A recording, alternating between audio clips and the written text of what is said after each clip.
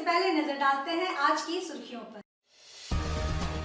छोटा नागपुर आईजी पंकज कंबोज जमशेदपुर पहुंचे, लंबित मामलों की फाइल पलटी। आईजी ने मातहतों को दिए कई दिशा निर्देश। आईजी ने कहा, छेड़खानी करने वालों का नाम गुंडा पंजी में जोड़ेगी पुलिस। 2017 से अब तक के विचाराधीन मामलों को निष्पादित करने का दिया सख्त निर्देश। पूर्व मुख्यमंत्री रघुवर दास ने हेमंत सोरेन के कोल्हान दौरे पर उठाया सवाल। कहा, 1932 का खतियान और 27% ओबीसी आरक्षण को लागू करे सरकार। हेमंत सोरेन की खतियानी जोहार यात्रा को बताया नौटंकी। वर्तमान सरकार पर लगाया आदिवासियों को ठगने का आरोप। कीनन स्टेडियम में press club of Jamshedpur cricket media cup 2023 का हुआ उद्घाटन। मुख्य अतिथि UISL ऋतुराज सिन्हा ने गुब्बारा उड़ाकर और शॉट लगाकर की टूर्नामेंट की शुरुआत। कॉन्वेंट स्कूल की छात्राओं ने उद्घाटन समारोह में बजाई बैंड बाजों की धुन। प्रेस क्लब ऑफ जमशेदपुर के अध्यक्ष प्रशांत सिंह पुतुल ने कहा, इस बार टूर्नामेंट का किया गया है भव्य आयोजन। आइए बात करते हैं छोटा नागपुर आईजी बनने के बाद पहली बार जमशेदपुर पहुंचे पंकज कंबोज की। छोटा नागपुर जोनल आईजी पंकज कंबोज गुरुवार को जमशेदपुर के दौरे पर थे। पंकज कंबोज जमशेदपुर में 2 दिनों तक रुकेंगे। इस बीच आईजी ने जिले में SSP कार्यालय, अपराध शाखा और थाने में लंबित मामलों की फाइल पलटी। उन्होंने मातहतों को कई निर्देश भी दिए। शुक्रवार को उनके द्वारा पुलिस लाइन का निरीक्षण किया जाएगा। आईजी पंकज कंबोज ने पत्रकारों से रूबरू होते हुए बताया कि ये नियमित वार्षिक सर्वेक्षण है जो हर साल करना होता है। छोटा नागपुर आईजी बनने के बाद वे पहली बार जमशेदपुर आए हैं। हालांकि साल 2014 में वे जैप 6 में कमांडेंट के पद पर तैनात थे और उसके पूर्व चाईबासा में भी अपनी सेवा दे चुके हैं। निरीक्षण के दौरान उन्होंने पाया कि अपराध शाखा में इतनी फाइलें हैं कि वहां बैठने तक की जगह नहीं है। इसके लिए निर्देश दिए गए हैं कि जो भी मामले न्यायालय द्वारा निष्पादित किए जा चुके हैं और वैसे फाइल बेकार पड़ी है, उन्हें हटा दिया जाए ताकि जगह खाली हो। वहीं साल 2017 में अब तक के मामलों को भी आईजी ने निष्पादित करने का आदेश दिया है। उन्होंने बताया कि नक्सली गतिविधि में भी संलिप्त ऐसे लोग जो या तो जेल में हैं या फिर अपनी सजा पूरी कर जीवन यापन कर रहे हैं, उनका भी सत्यापन किया जाए। इसके अलावा छेड़खानी के मामलों में भी जो आरोपी रहे हैं, उनका सत्यापन किया जाए और गुंडा पंजी में उनका नाम डाल दिया जाए। मैं पहले चाईबासा में SP था, इस क्षेत्र में तो नहीं रहा, बट यहाँ जैप 6 में कमांडेंट था। जैप 6 में चाईबासा SP से यहाँ पे मैं जनवरी 14 में, जनवरी 14 से लेके और जून 14 तक। हाँ, और उस समय भी बीच में वो 14 के चुनाव आ गए थे लोकसभा के, तो इसलिए वो उस टाइम भी 1-1.5 महीना तो मैं भी बाहर था। उसके बाद फिर यहाँ से CBI में चला गया था। वरीय पुलिस अधीक्षक के कार्यालय का वार्षिक इंस्पेक्शन था जो कि DIG और IG को करना होता है। उसी में ये वार्षिक इंस्पेक्शन किया गया है।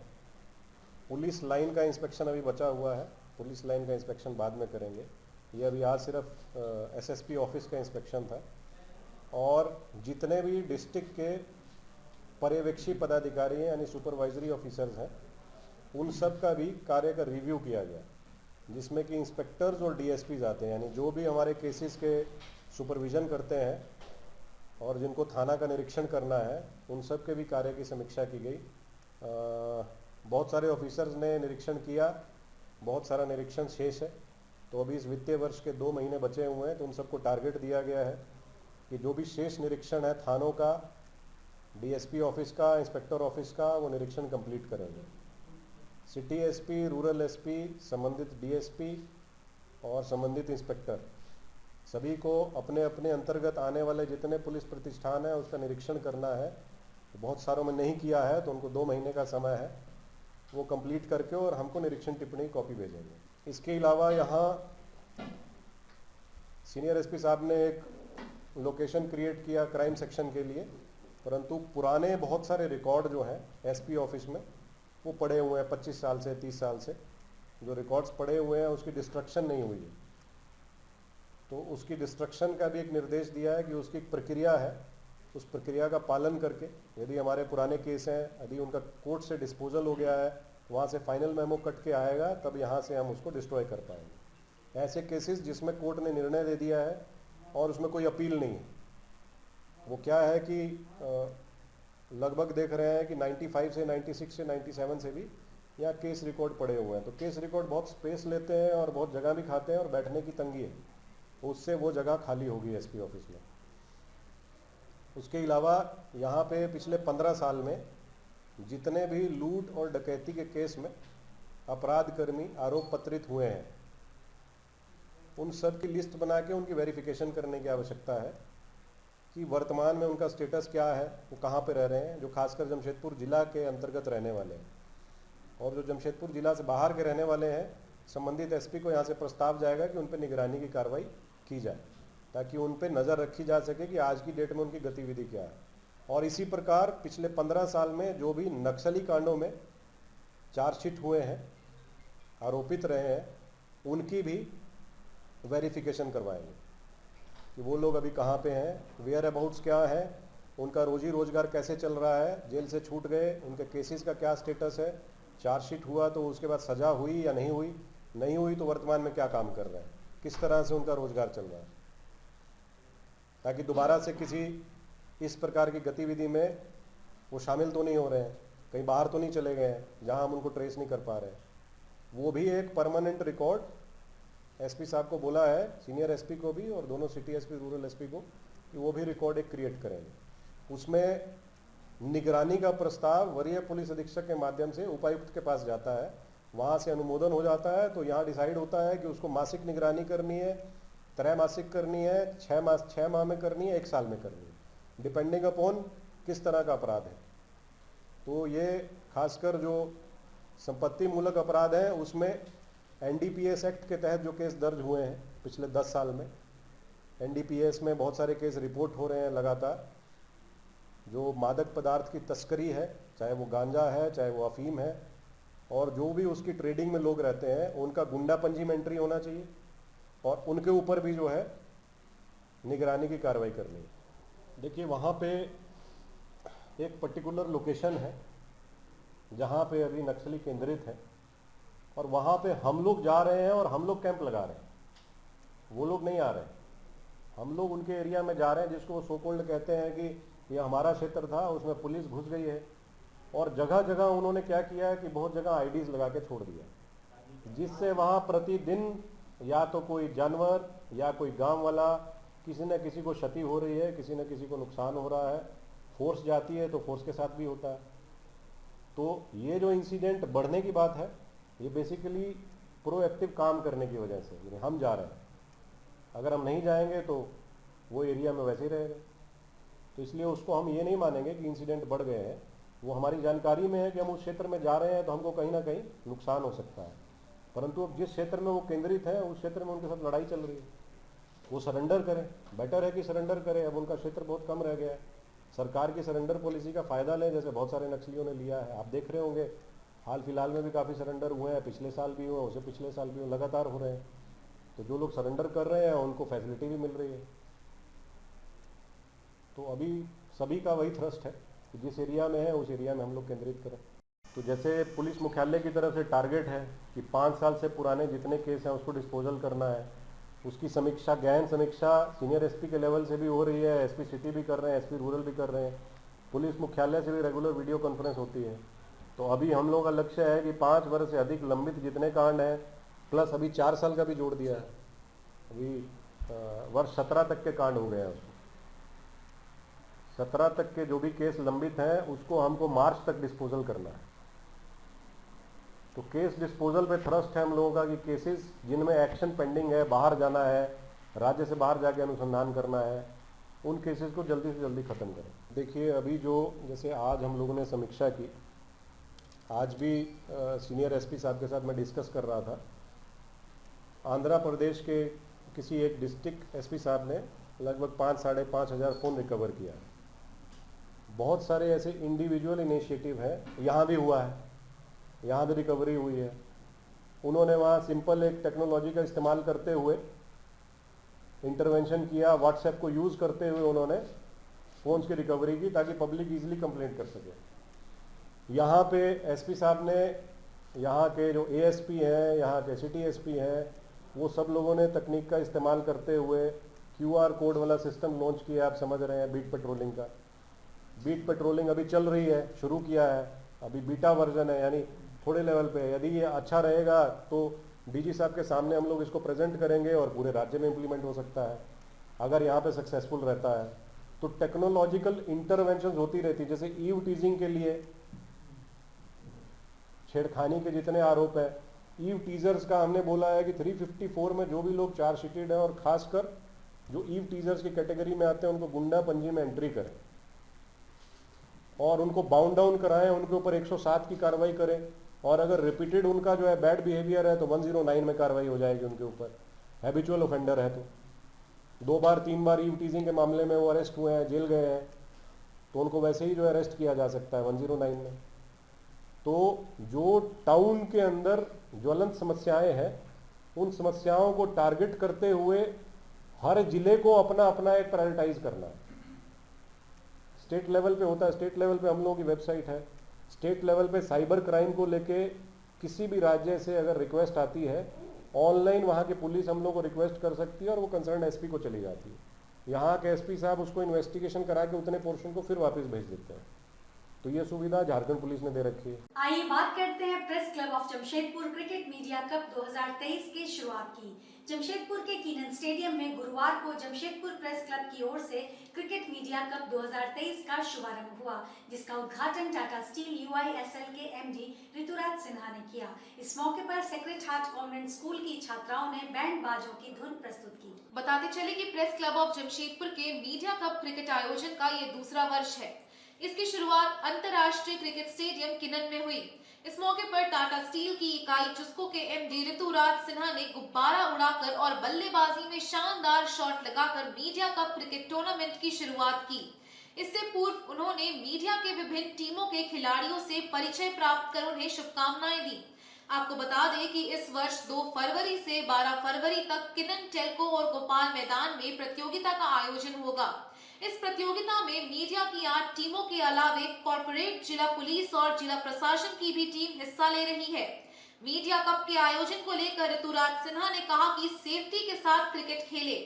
अब तक मीडिया को सिर्फ समाचार कवरेज करते देखा जाता था, लेकिन अब मीडिया खेलों के माध्यम से एक दूसरे से जुड़ने का काम कर रही है। ऐसे आयोजन से एक टीम वर्क और एकजुटता सामने आती है। साथ ही उन्होंने कहा कि क्रिकेट ही नहीं अन्य खेलों के प्रति भी रुझान होना चाहिए। वैसे क्रिकेट ही एक ऐसा खेल है जिसे हर उम्र के व्यक्ति खेल सकते हैं। उम्र बाधा नहीं बनती, इसे कहीं भी कभी भी खेला जा सकता है, लेकिन हॉकी और फुटबॉल जैसे मैच एक उम्र तक ही खेले जा सकते हैं। मुझे बहुत खुशी है ये जानकर कि मीडिया वाले सिर्फ रिपोर्टिंग करने के बजाय क्रिकेट भी खेलते हैं और आई जस्ट होप कि आप लोग सेफली क्रिकेट खेलें, क्योंकि बहुत दिन बाद बहुत लोग क्रिकेट खेल रहे होंगे, चोट नहीं लगना चाहिए और एंजॉय कीजिए।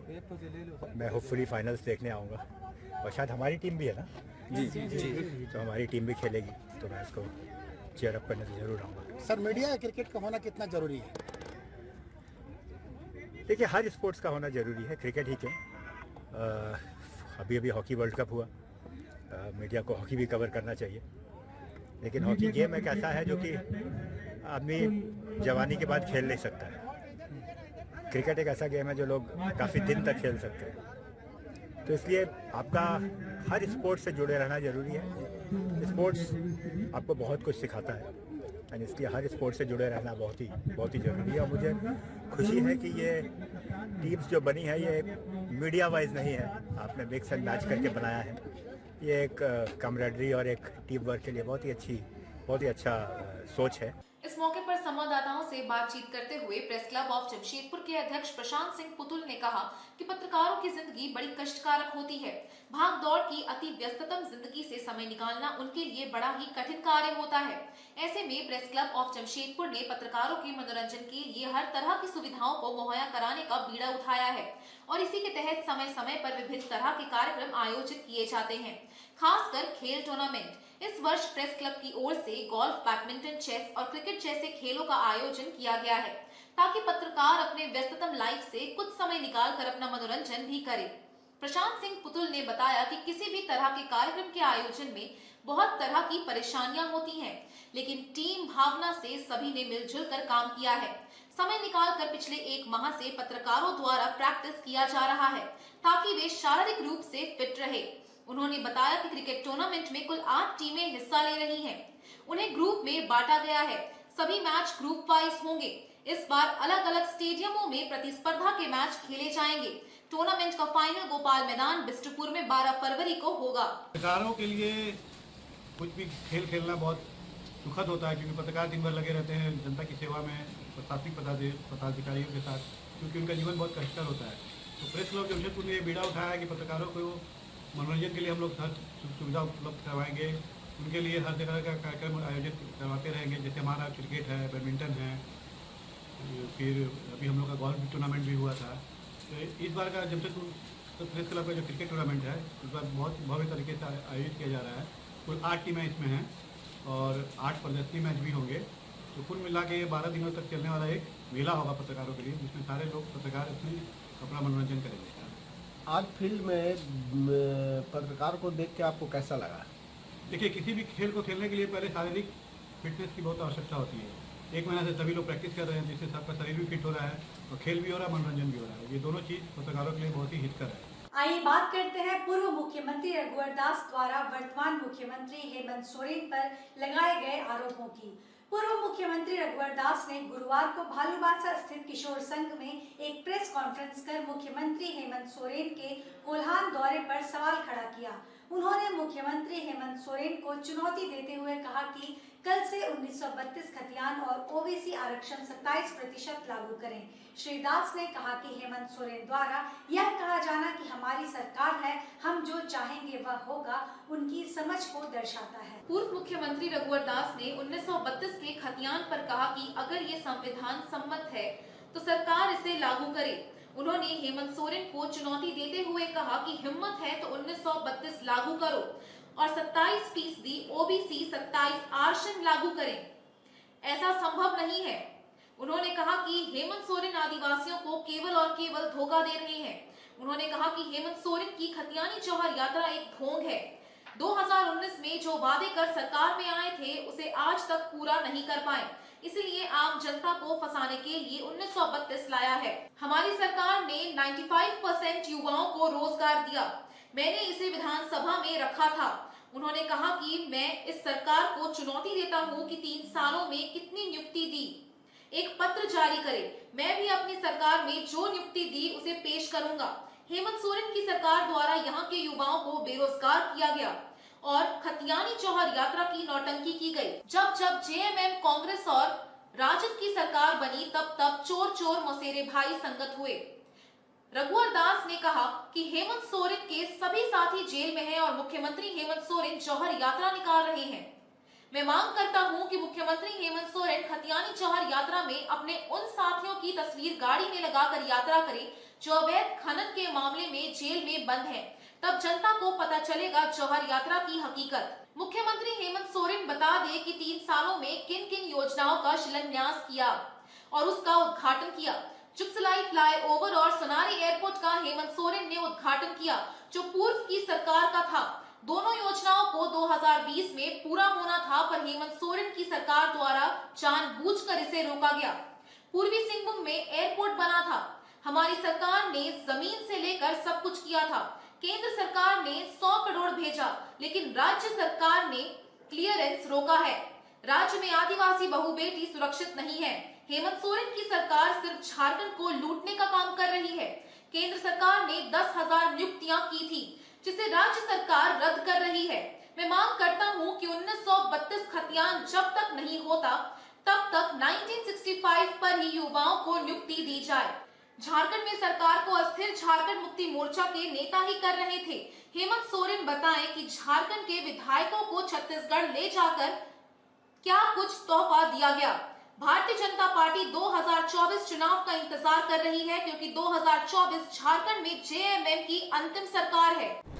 भारत सरकार के बजट का छोड़ दीजिए, ये राज्य सरकार अपना बजट का भी पैसा नहीं खर्च पाई। अभी तक मात्र 33% ये आपके ही समाचार पत्र में विकास मद की 33% राशि ही राज्य सरकार खर्च करेगी और निकले हैं जोहार यात्रा और बड़ी बड़ी बात करने के। कानून व्यवस्था भी पूरी तरह से ध्वस्त। जब राजधानी सुरक्षित नहीं तो बाकी जिले की हम बात छोड़ दो। हर दिन उग्रवादी आतंकवादी कहीं न कहीं कोई गाड़ी घोड़ा जला रहा है। हर दिन अपराधी कहीं न कहीं हत्या कर रहे हैं। इस तरह कानून व्यवस्था की स्थिति भी आज ध्वस्त हो चुकी है। ऐसी सरकार को इस राज्य में नैतिक रूप से वैधानिक रूप से राज्य में शासन करने का अधिकार नहीं। मैं माननीय मुख्यमंत्री जी से मांग करता हूं कि आप अविलंब झारखंड के जो हमारे नौजवान न्यू जिनका भी सपना था अलग राज्य होगा, हमें सरकारी नौकरी मिलेगी, जो आपने वादा किया था 1 साल में 5 लाख इसी जमशेदपुर में जो हमारे निर्मल महतो के शहादत दिवस में उस महापुरुष का भी आप मान कर रहे हैं, तो थोड़ी भी नैतिकता बची हो तो, क्योंकि आज 1932 का खतियान कानूनी स्थापित नहीं है, तो आज भी 1985 ही लागू है। तो अविलंब 1985 पर नियुक्ति, जब तक 1932 का खतियान, अगर है हिम्मत तो कल से 1932 का खतियान लागू करके आप यहाँ युवकों को नौकरी दो, नहीं तो 1985, और इसीलिए आपने 1985 को भी रद्द नहीं किया, क्योंकि आप जानते थे 1932 का खतियान लटकाना, भटकाना और झटकाना। हमारी सरकार ने भी स्थानीय नीति परिभाषित की थी और उसका 3 आधार था, उसको भी मैं आप सबको दूंगा। पहला आधार था खतियान आधारित, दूसरा था 1985 से जो भी झारखंड में रह रहे हैं सभी झारखंड वासी, तीसरा था जो केंद्र सरकार या राज्य सरकार में जो है एम्प्लॉयमेंट है, उनके बच्चे पढ़ रहे हैं, वो सभी झारखंडी।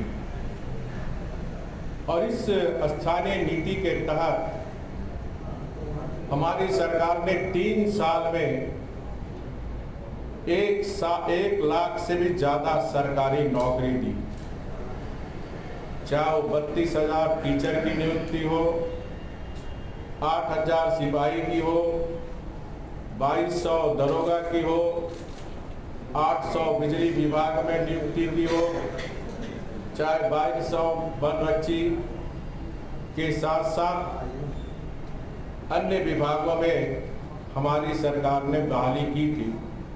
और विधानसभा के पटल के अंदर जब प्रश्न आया था, इन विरोधियों ने लगाया था कि बाहरी लोग को मिल रहा, तो हमने विधानसभा के पटल के अंदर रखा था कि 95% नौकरी झारखंड वासियों को मिली और हमारे समय ही 50,000 पाइपलाइन में। आपने देखा अभी हमारे समय का ही पंचायत सचिव 3,088, जिसको सिर्फ नियुक्ति पत्र देना था, लेकिन चुनावी घोषणा होने के कारण उन युवक युवतियों को नियुक्ति पत्र नहीं मिल पाए। लुटेरे बागवान चमन की बात करते हैं,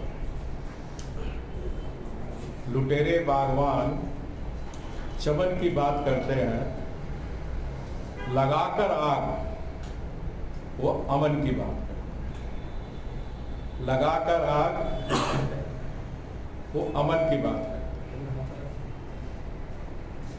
कवि की ये कविता की ये पंक्तियां झारखंड सरकार के माननीय मुख्यमंत्री जी पर सटीक बने। माननीय मुख्यमंत्री जी जब कोल्हान के खतियान यात्रा में आए थे तो उन्होंने कहा था कि राज्य सरकार जो चाहेगा वही होगा। संविधान की धंजिया नहीं होगी। माननीय मुख्यमंत्री जी, आप संविधान की बात करते हैं, अच्छी बात है। आपको यह भी पता है कि संविधान की 7वीं अनुसूची में राज्य सरकार को यह अधिकार है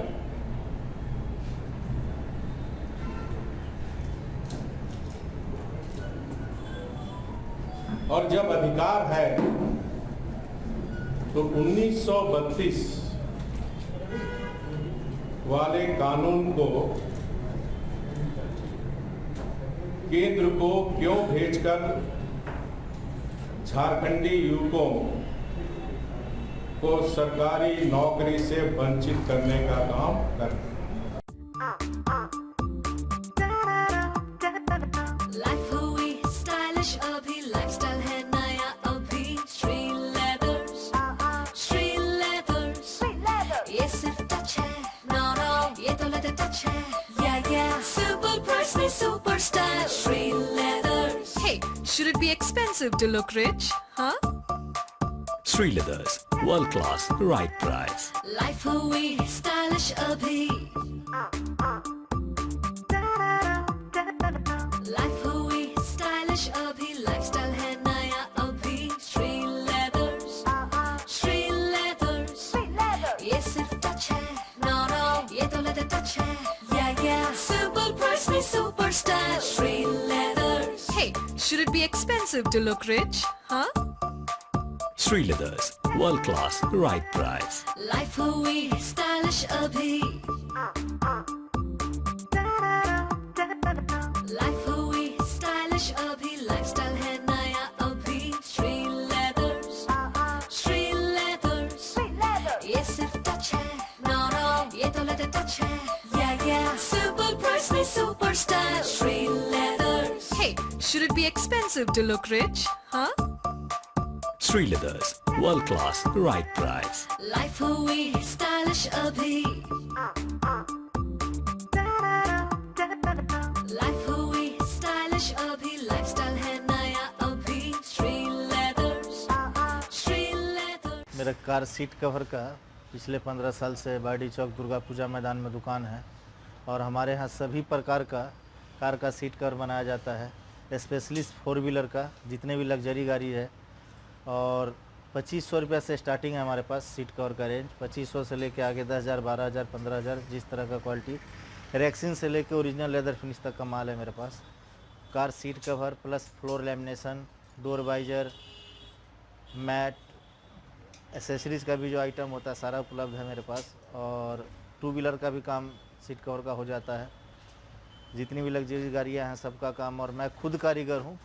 मैं दिल्ली से काम सीख के आया था 2007 में यहाँ पे जमशेदपुर में, करोलबाग में पहले दिल्ली में काम सीखा था, फिर आके मैं खोला। मैं खुद कारीगर हूँ। ये हमारा बारीडी चौक दुर्गा पूजा मैदान में दुकान है। बारीडी चौक आप आएंगे लेफ्ट साइड में जिसमें दुर्गा पूजा होता है, घुसते ही बायां तरफ में देखिएगा तिवारी जी सीट कवर लिखा आएगा, उसी पे मेरा दुकान है। आके एक बारी सेवा का मौका दे। बाजार से बहुत ही कम पड़ता है। जो सीट कवर अगर हम आपको 2500 में दे देंगे, बाजार में उसका दाम 6,000 7,000 रुपया है। और जो हम 6,000 7,000 में दे देंगे, बाजार में वो 15,000 का भी नहीं मिलेगा, क्योंकि हम ओरिजिनल लेदर फिनिश माल बनाते हैं। बाजार में जितने भी सीट कवर उपलब्ध है टोटल आपको रेक्सिन मिलेगा। मेरे पास रेक्सिन नहीं है, ओरिजिनल लेदर फिनिश माल है। एक बार आके और ट्राई कर सकते हैं। आइए बात करते हैं पूर्व डीआईजी राजीव रंजन द्वारा मनाए गए कर्तव्य पथ के प्रथम वर्षगांठ की। पूर्व डीआईजी राजीव रंजन ने रिटायरमेंट के बाद अपने कर्तव्य पथ की प्रथम वर्षगांठ गुरुवार को सोनारी में मनाई। इस मौके पर उनके सहयोगी और शुभचिंतक गण मौजूद थे। साथ ही उन्होंने रिटायरमेंट के बाद के कार्यों पर बनी डॉक्यूमेंट्री को भी लॉन्च किया और कहा कि आज जन कल्याण का कार्य कर वे अपने को ज्यादा ऊर्जावान महसूस कर रहे हैं। सोनारी में पूर्व डीआईजी ने मनाया कर्तव्य पथ का प्रथम वर्षगांठ। पूर्व डीआईजी राजीव रंजन ने जमशेदपुर के सोनारी स्थित निर्मल गेस्ट में अपने कर्तव्य पथ का प्रथम वर्षगांठ केक काट कर सभी सहयोगियों शुभचिंतकों के साथ मनाया। साथ ही प्रेस वार्ता के माध्यम से कर्तव्य पथ पर 1 साल में किए गए पाठशाला दर्शन यात्रा, बिरसा युवा मंच की स्थापना, वर्तमान में हो रहे कार्यों, किसानों के विकास और युवाओं के रोजगार के लिए किसान फ्रेश की स्थापना एवं उनका लेखा जोखा पत्रकारों के समक्ष पेश किया। साथ ही अपने द्वारा किए गए रिटायरमेंट के बाद के कार्यों पर बनी डॉक्यूमेंट्री फिल्म लॉन्च किया, जिनमें झारखंड के नव निर्माण के लिए उठाए गए कदमों की झलकियां दिखी। पूर्व डीआईजी ने बताया कि रिटायरमेंट के बाद उनके पास 2 रास्ते थे, एक परिवार के साथ धार्मिक स्थल का भ्रमण करना और बाकी की जिंदगी सुखमय तरीके से जीना, और दूसरा जन कल्याण के लिए खुद को समर्पित करना। लेकिन इनमें से उन्होंने जन कल्याण के कार्यों को चुना। पूर्व आईपीएस ने बताया कि जन कल्याण के पथ पर चलकर वे पहले से ज्यादा अपने को ऊर्जावान महसूस कर रहे हैं, जिनका लाभ युवाओं को मिल रहा है। झारखंड के नवनिर्माण में अनेकों योजनाओं के विवरण उन्होंने प्रस्तुत किए। हाँ, एक्चुअली पिछले साल 31 जनवरी 2022 को मेरी एक इनिंग समाप्त हुई। First inning as a IPS officer, Jharkhand में 2006 बैच का आईपीएस ऑफिसर हूँ, और डीआईजी जैप के पद से मैं रिटायर हुआ पिछले साल। अक्सर हाँ देखिएगा कि ब्यूरोक्रेट्स में ये बात रहती है, चाहे वो कोई भी स्तर का पदाधिकारी हो, कि रिटायरमेंट के बाद वो सोच लेते हैं कि मेरी इनिंग समाप्त हो गई और अब पेंशन लेना है और आराम से जीवन बिताना है। मैंने ठीक इसके उल्टा, मैंने अपने मन में ये ठाना कि मेरी एक इनिंग समाप्त हुई है और मैं दूसरी इनिंग की शुरुआत किया हूँ। और इसी कड़ी में जब दूसरी इनिंग की 1 वर्ष समाप्त हुई तो मेरे मन में ये 2 दिन पहले आइडिया आया कि मैं क्यों नहीं दूसरी इनिंग की पहली वर्षगांठ मनाऊं और भारत देश के तमाम वो ब्यूरोक्रेट्स को एक मैसेज दूं कि आपको दूसरी इनिंग में भी देश के लिए करने के लिए बहुत कुछ बचा हुआ है। जो अनुभव हम लोगों ने पाया है, जो जीवन में हम लोगों ने देखा है, उसको अपने युवा पीढ़ी को दिया जाए और युवाओं को प्रेरित किया जाए, समाज में कुछ काम किया जाए। तो इसी उद्देश्य से सभी को, सच पूछिए तो इसके मनाने के पीछे बहुत बड़ा मेरा लॉजिक ये है कि बाकी अपने साथियों को भी मोटिवेट करें कि सोसाइटी में कुछ करने के लिए आगे आएं।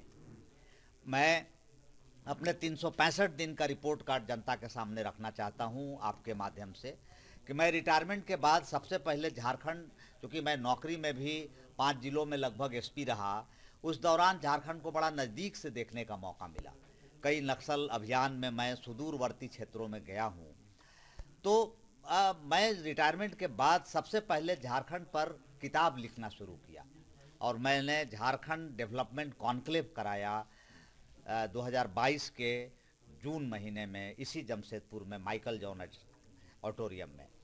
और उस कॉन्क्लेव में सारे नेताओं के सामने झारखंड का रिपोर्ट कार्ड मैंने पेश किया कि 22 सालों का झारखंड जुआ हो गया है, लेकिन झारखंड कितना पीछे रह गया है।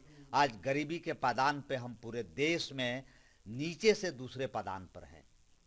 आज बेरोजगारी हमारे यहाँ सबसे ज़्यादा है। आज झारखंड के युवाओं को काम नहीं मिल रहा है। झारखंड सबसे बड़ा कोल प्रोड्यूसर होने के बाद भी आज हमारे गाँवों में बिजली नहीं है। ये सच्चाई है, इस बात को हमें स्वीकार करना होगा। तो मैंने इसको चैलेंज के रूप में लेते हुए हम अपने सेकेंड इनिंग में सबसे पहले पाठशाला दर्शन शुरू किए, गांव के स्कूलों में जा कर के बच्चों को पढ़ाना शुरू किए, सुदूरवर्ती क्षेत्रों में गए। पाठशाला दर्शन के बाद हमने जुआओं पर फोकस किया और बिरसा जुआ मंच हमने बनाया पिछले महीने अपने साथियों के साथ मिल करके, और इसका पहला बड़ा सम्मेलन ट्राइबल कल्चरल सोसाइटी में 18 दिसंबर को हमने संपन्न किया। उस दौरान हम लोगों के मन में ये भावना आई, जो भी मेरे सहयोगी रहे बिरसा जुआ मंच के, कि क्यों नहीं हम लोग एक स्टार्टअप कंपनी शुरू करें यहाँ पर, जिससे कि रूरल मास को काम मिल सके। रूरल मास यहाँ पर आपको पता है कि झारखंड में बेरोजगारी इतनी चरम सीमा पर है कि लेबर का काम करने के लिए लोग अंडमान निकोबार तक चले जाते हैं। तो मैंने उस उद्देश्य से 10 से 15 हज़ार की नौकरी यहाँ के युवाओं को देने के लिए आज ही हम लोगों ने लॉन्च किया है किसान फ्रेश। आज पटमदा में लॉन्च हुआ। किसान फ्रेश किसानों की सब्जी खरीदेगी और पैकेजिंग करके किसान फ्रेश के ब्रांड लगा करके इसको यहाँ के अपार्टमेंट तक पहुँचाएगी। आज इसकी शुरुआत हो चुकी है आसियाना से। आसियाना वुडलैंड, आसियाना अनंतरा में आज ट्रायल पैक सब्जी दिया गया। आगे आने वाले दिनों में हम लोग पूरे जमशेदपुर में इसको फैलाएंगे और हमको लगता है कि 200 से ज़्यादा युवाओं को हम लोग बहुत जल्द नौकरी देंगे। जिनके पास भी गाड़ियां हैं, वो या तो टेम्पू हो या ई रिक्शा हो, वो सीधे हमारे कार्यालय से संपर्क कर सकते हैं, उनको हम लोग काम लगाएंगे। तो ये हमारा एक सपना है कि हमारा झारखंड, हमारा पूर्वी सिंहभूम जिला, हमारा झारखंड विकसित हो, झारखंड के युवा को रोजगार मिले और झारखंड में एक नया विजन और नव निर्माण की ओर हम लोग अग्रसर हों। यही उद्देश्य है और इसी उद्देश्य के साथ आज हम लोग शपथ लेते हैं कि आगे भी कार्य करते रहेंगे। आज के इस बुलेटिन में बस इतना ही। हम फिर हाजिर होंगे कुछ और नई खबरों के साथ। तब तक के लिए SCCN न्यूज की पूरी टीम की ओर से मुझे दीजिए इजाजत। नमस्कार।